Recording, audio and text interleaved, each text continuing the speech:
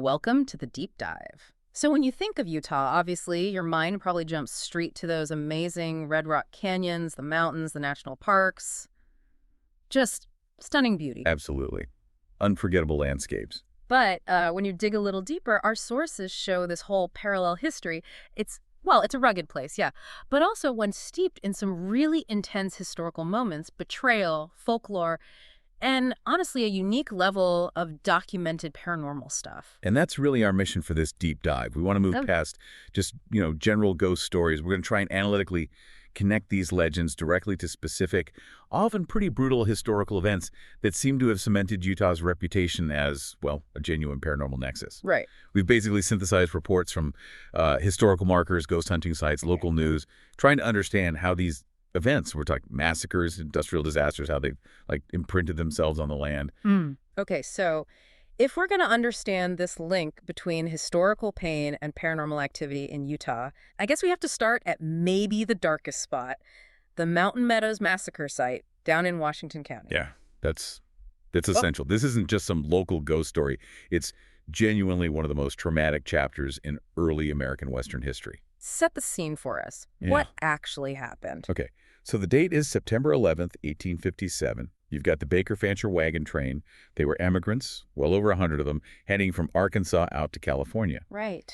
Now, after several days under siege by a Mormon militia and some local Paiutes, the group was just a pass. Well, they were deliberately tricked. They surrendered their weapons under a false flag of truce, thinking they'd be protected. That betrayal, that seems like the absolute core of it, doesn't it? It wasn't just a fight. It was a cold, calculated execution after a promise of safety. Exactly. That's precisely it.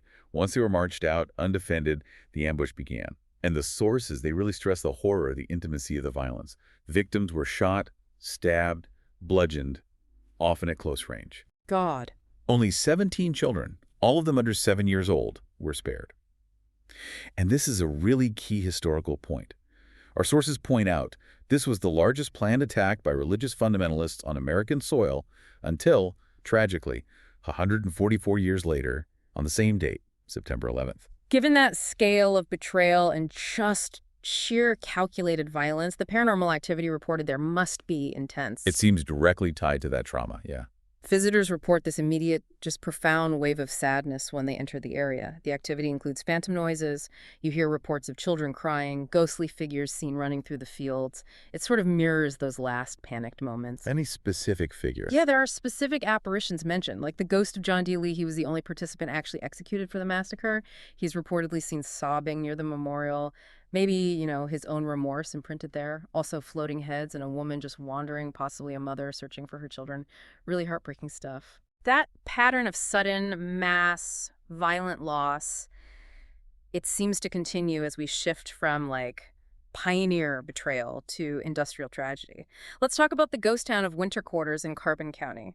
Right, another really heavy site. This was once a booming mining town, but in 1900, a huge explosion just ripped through the mine. And the awful irony was, It was considered the safest mine in the state at the time. The disaster killed 225 men instantly. It was the worst U.S. mining disaster on record up to that point. wow. What's fascinating here, based on the sources, is how the trauma didn't just leave like an echo. It immediately became this disruptive force actually affecting the workforce when the mine reopened. That's right, it's quite remarkable. The most cited phenomenon was the ghost of a headless miner seen wandering the tunnels. Now, this apparition, along with other things like strange noises, mysterious blue lights seen around the cemetery, it caused so much fear that nearly 50 men just quit. 50 men quit. Yeah, and even more striking, 500 miners went on strike. They specifically cited the ghost and the other weird happenings as the reason they refused to go back underground. Yeah. I mean, think about that. The historical pain was literally powerful enough to shut down the industry there. Temporarily, at least. Okay, let's pivot a bit. We've looked at sites of single major historical tragedies. Now let's go to what some sources call a modern paranormal nexus. Skinwalker Ranch in Uintah County. For many listening, this is probably the most infamous spot we'll discuss, known globally from TV shows and books. Skinwalker Ranch. Oh. Yeah, this is where the complexity just explodes. It's really the definition of high strangeness. For listeners who might not know the term, it basically means multiple, often seemingly unrelated types of paranormal phenomena. UFOs, cryptids, poltergeists, cattle mutilations, all happening constantly in one spot. And the list of things reported there, it's almost comical in how broad it is. It really is. We're talking UFO sightings, glowing orbs, really bizarre cattle mutilations, crop circles appearing out of nowhere, intense electromagnetic fields that mess with equipment. Malfunctions, right. Exactly, and encounters with these large, predatory wolf-like creatures. But this isn't new either. The local Ute tribes apparently avoided this land long before any modern researchers showed up. They associated it with legends of the Skinwalker witches or sorcerers who performed dark rituals to shapeshift into animals. One of the most unsettling ideas connected to the ranch, something that seems to go beyond the property lines, is this thing called the hitchhiker effect.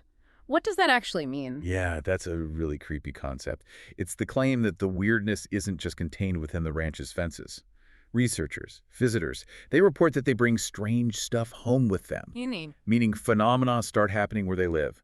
Electronic devices going haywire, mysterious illnesses popping up, even apparitions showing up in their houses, sometimes hundreds of miles away from the Uinta Basin. It suggests some kind of entity or energy is like attached itself to the person. That adds a layer of real psychological dread, definitely.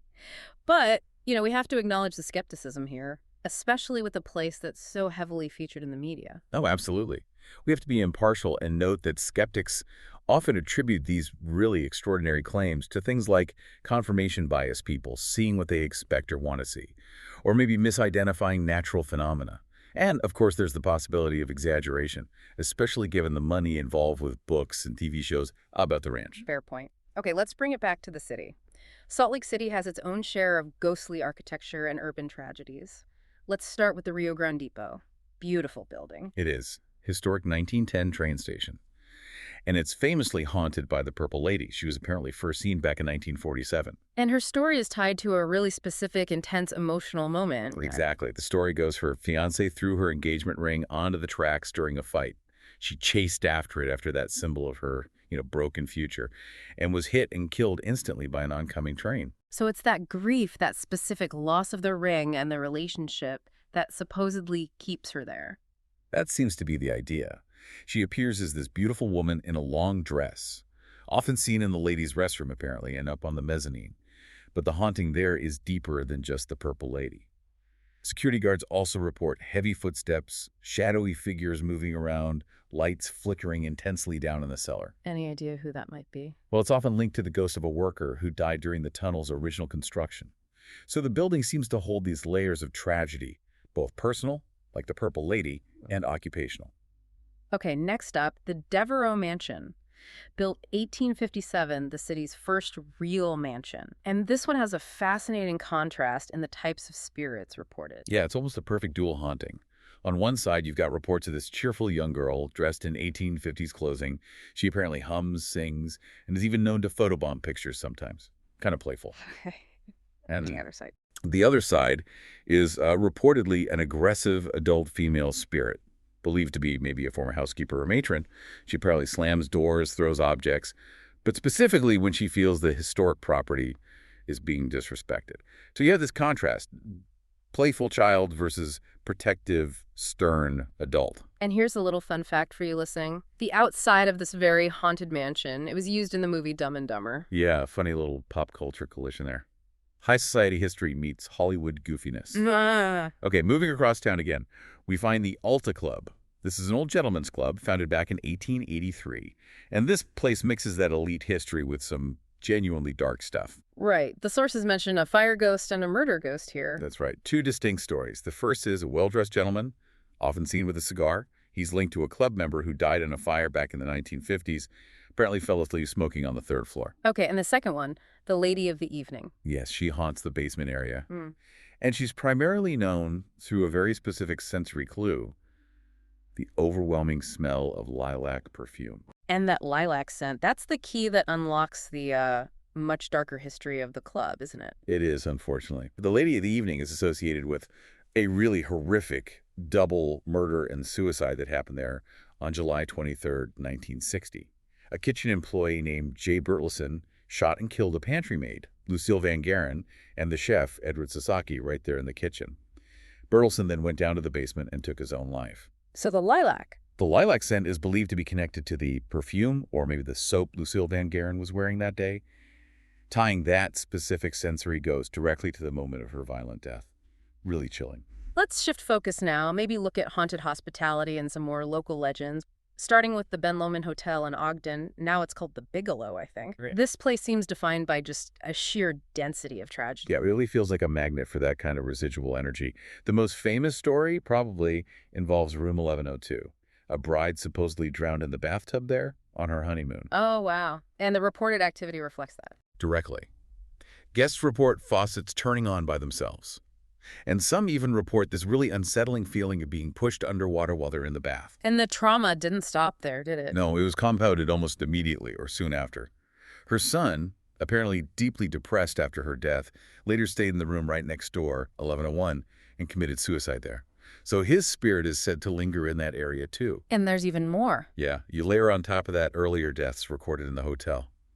There was a cook named Asuki Nakano who fell down an elevator shaft back in 1921, and two separate incidents in 1939 where guests jumped to their deaths from the top floor. It's just Oh. a building saturated with sudden, desperate ends. Okay, let's head back out into the wilderness. Moon Lake up in the high Uintas. It's stunningly beautiful up there, but it carries this really eerie reputation that spans both recent history and older folklore. Yeah, Moon Lake is fascinating. You find two distinct types of hauntings reported.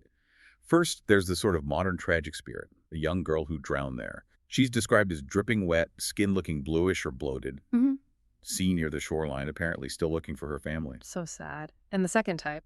That taps into the older indigenous legends tied to the area. Campers report hearing phantom drumming sounds, disembodied voices echoing across the water late at night. And alongside that, you also get reports of something else, maybe a cryptid. People talk about seeing a giant serpent-like creature Yeah. or just large, dark shapes moving just under the surface of the water. It's this weird convergence of personal tragedy, folklore, and maybe even cryptozoology. That idea of a personal ghost layered over ancient folklore, that's Mhm. powerful. Let's contrast that with the really bizarre history connected to Antelope Island State Park. This involves a notorious grave robber. Yeah, this is the strange tale of Jean-Baptiste. He was a cemetery gravedigger back in the 1860s who got caught stealing clothes and personal items from, well, over 300 graves. 300? Wow, what happened to him? His punishment was pretty unique. He was exiled to nearby Fremont Island, basically marooned there. But after about 6 weeks, he just vanished. His shack was found destroyed, which led people to think he either managed to build a raft and escape, or maybe died trying. And the mystery lingers because his body was never definitively found, right? Exactly. A headless skeleton washed ashore near the lake in 1890, which fueled a lot of speculation that it might have been Baptiste, but it was never confirmed. So the legend persists. Ranch staff on Antelope Island still report that his spirit is rumored to wander the area, often accompanied by strange smells, disembodied voices, and that classic feeling of being watched or even actively chased by something unseen. Okay, our final location for this deep dive, Mercure Cemetery out in Tooele County. Sources say this is one of Utah's most actively haunted cemeteries. It's definitely got that reputation. Yeah. Intensely active. But here's the weird thing, the anomaly. The vast majority of the spirits sighted there are reportedly children. Children. Any known reason why? That's the mystery. The historical record doesn't seem to offer a clear explanation for why it would be predominantly children's spirits. Alongside them, you do get the more typical reports, shadowy figures, phantom footsteps, and rather dramatically, the apparition of a phantom horseman seen galloping through the graves late at night.